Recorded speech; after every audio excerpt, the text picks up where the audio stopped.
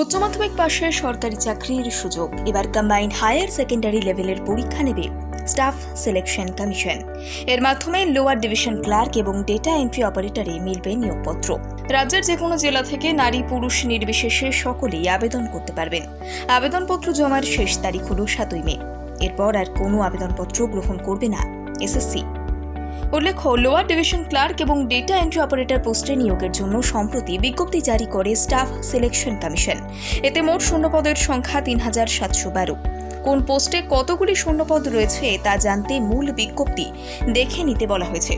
এই পোস্টগুলিতে আবেদন করতে আগ্রহী প্রার্থীদের যে কোনো স্বীকৃত বোর্ডের উচ্চ মাধ্যমিক বা দ্বাদশ পাশের শংসাপত্র থাকতে হবে।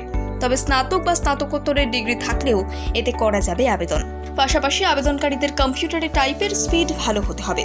ন্যূনতম 18 বছর হলে এলডিসি এবং ডেটা এন্ট্রি অপারেটর পোস্টে আবেদন করা যাবে।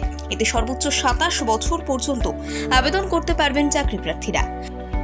সরকারি নিয়ম মেনে এসসি এসটি 5 বছর এবং ওবিসিরা 3 বছর ছাড় পাবেন বয়সের ক্ষেত্রে। বিশেষভাবে সক্ষম প্রার্থীদের ক্ষেত্রে বয়সের ছাড় থাকবে 10 বছর।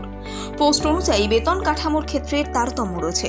লোয়ার ডিভিশন ক্লার্কে প্রতি মাসের বেসিক পে ধার্য করা হয়েছে 19,900 টাকা।